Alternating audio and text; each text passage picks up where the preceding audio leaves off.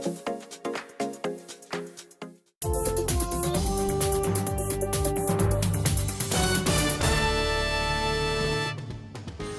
week on Healthy Living, we close in on endometriosis, a silent struggle for millions of women worldwide. Ghanaian OBGYN Dr. Augustine Kwabena Tawiah shares his insight on the causes and treatment options for the condition. And the U.S. has announced its withdrawal from the World Health Organization will have the UN health agencies a reaction. Plus, teen mothers and abandoned babies find hope in Malawi. That's in this edition of Healthy Living.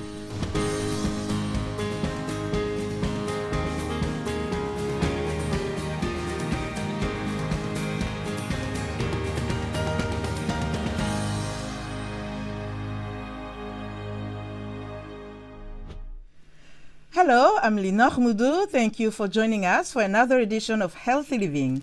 It affects millions of women worldwide, yet remains underdiagnosed. Endometriosis is a chronic disease in which tissue similar to the lining of the uterus grows outside the uterus. This leads to inflammation and scar tissue and can cause severe pain. The World Health Organization says endometriosis affects 190 million women of reproductive age globally. A Nigerian non-profit is leading a campaign to raise public vigilance and help women cope with this painful condition. Timothy Obiezu reports from Abuja. 20 years ago, Sharon Nkechiadu experienced her first menstrual cycle at the age of 15. And every month since then, when her periods come, the pain is so severe she has to be hospitalized. My mom specifically, she didn't take it to be a serious thing. So I keep managing it down to my university.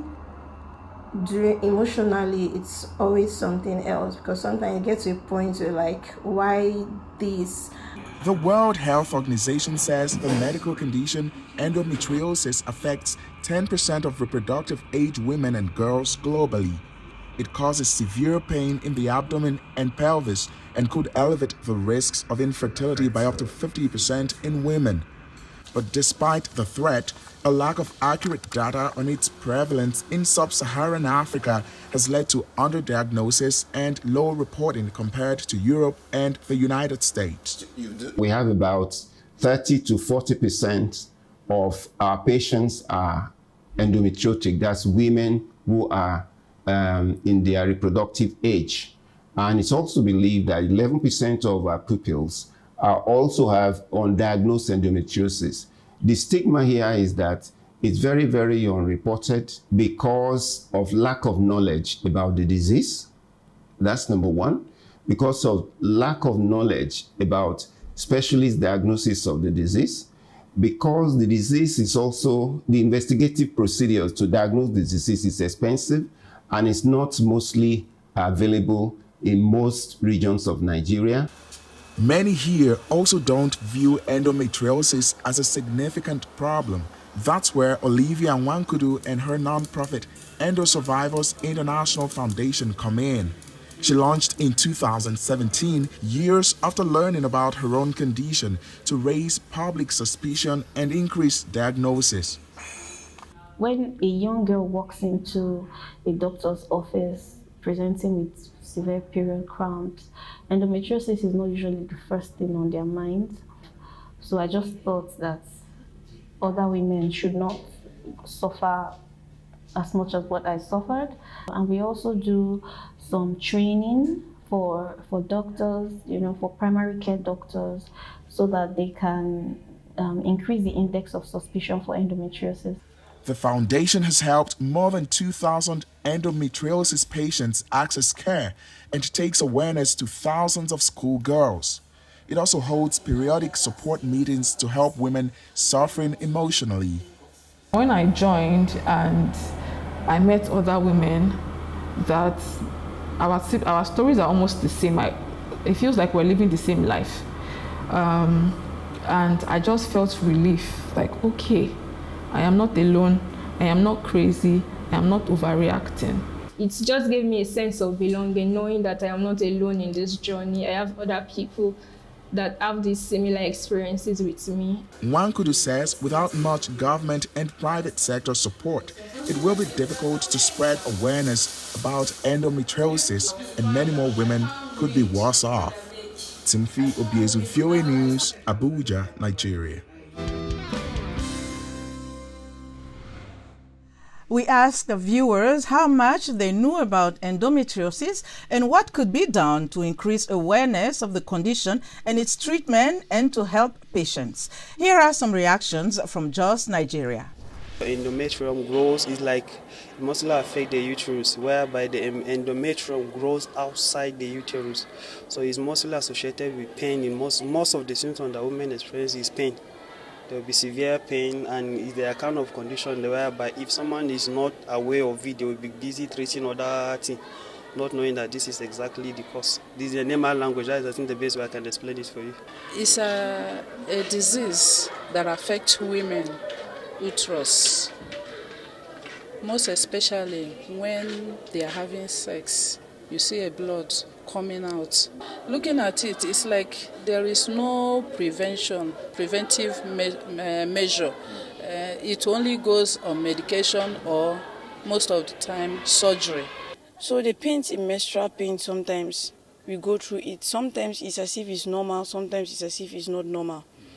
Why am I saying this? Is because of the pain. Sometimes we have swollen leg, we have throwing up, not having appetite. Sometimes some people have to be admitted for this pain called menstrual pain sometimes. And I feel like sometimes it's not normal. Endometriosis is a reactive condition inside the uterus. We also refer to it as inflammatory condition, whereby the lining of the uterus happen to be overactive and also could be found outside the uterus. Raising awareness is key to addressing any health challenge. Awareness will improve the knowledge the population have about the condition, and they may easily seek for advice from specialists if the need arises when they are having exaggerated menstrual difficulty. Dr. Augustine Kwabena Tawiah is an obstetrician and gynecologist in Kumasi, Ghana. He shares some insight on endometriosis. Endometriosis is a condition that simply means the presence of endometrial tissue outside the endometrial cavity. Now, if you take the womb or the uterus of a woman, it has three layers. We have the outside layer, what you call perimetrium. We have the middle layer, which we call myometrium, and we have the inner layer, which we call endometrium. So endometrium is supposed to be inside the inner layer of the uterus. So once you have tissues of the endometrium outside the endometrial cavity, that's what results in endometriosis. So in simple terms, endometriosis is the presence of endometrial tissue outside the endometrial cavity. Endometriosis has been known for years. However, there's not a single cause of endometriosis, but certain factors have been associated with endometriosis that led to the development and the progression of the disease. Some of the factors include a genetic factor, means that it's known to run through families, a first-degree relative, a mother, a daughter, and a sister is known to run through. And then environmental factors, it's known that air pollution of water, and it can also occur because of a complication from surgery. Now, endometriosis essentially presents with heavy menses, heavy menstruation. It presents with pain. It can also present with infertility. So in terms of reproductive health, it's a huge burden. There are treatments, but the treatment is tailored to the wish of the patient. The treatment may be medical, maybe surgical, maybe a combination of the two. So, for example, all that we do is to stop the production of the human estrogen. I advise all patients, all women, to seek care. They should not ascribe lower abdominal pain, heavy menses, inability to conceive, to other conditions. And to they present to the hospital early, we take a detailed history, we perform a thorough physical examination, an investigation such as diagnostic laparoscopy will come to at least make a diagnosis of endometriosis. And once endometriosis is diagnosed, together with the patient, we counsel the patient, and then the appropriate treatment modality is offered to the patient. United States President Donald Trump has signed an executive order to withdraw the U.S. from the World Health Organization. The move sets a 12-month notice period for the U.S. to leave the United Nations Health Agency and stop all financial contributions toward WHO.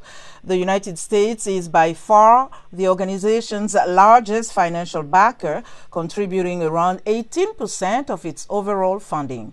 WHO's most recent two-year budget for 2024-2025 was $6.8 billion. The U.S. departure is likely to put at risk programs across the organization, according to experts. The UN Health Agency says that it regrets the move from its top donor country.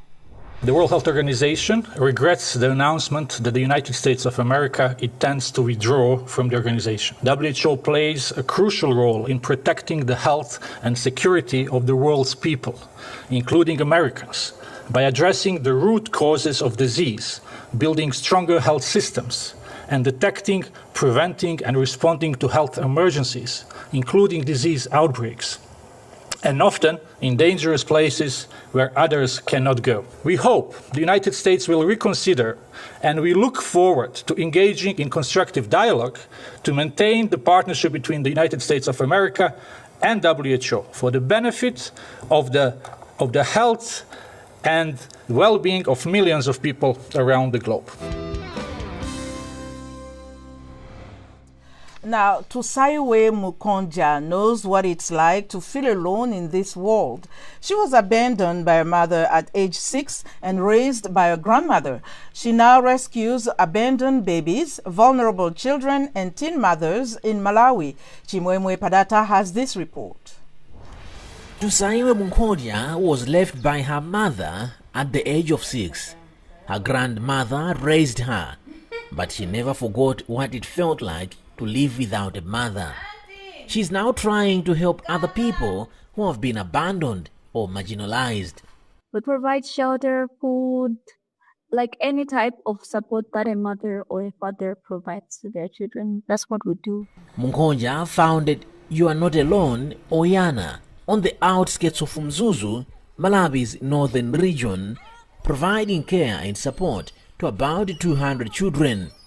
Her organization also offers a home to abandoned or orphaned children, some with disabilities and older adults. She is also building a technical college where young mothers can continue their education after completing secondary school. We want our children to go to college, but if they struggle to go to some colleges because of maybe a disability or a challenge, we're building a technical college for them so that they can be able to learn a skill that can support them to be independent. 16-year-old Deborah Magarasi is an orphan from Shehu district, about 500 kilometers away from the center. She has spent 6 months at Yana. There were some problems that I have been meeting when I was in my home village. Some community members around Mzuzu say the Yana initiative has had a positive impact. We have seen that the improvement now is going on forward because we have seen the children are learning, we have got nursery school. I said these are the things now we are benefiting here. In recent years, Malawi has passed several laws to protect children, including the National Strategy to End Child Marriage in 2024. Government officials say they have also introduced a parenting program to educate parents on children's rights. Chimwemwe Padata, VOA News, Mzuzu, Malawi. That's our show for today. For more health news, wellness tips, and medical breakthroughs, stay connected to Voice of America at voaafrica.com. You can follow me on X at Linoch Mudu. Until next time, stay well and strive to make every day a healthy day.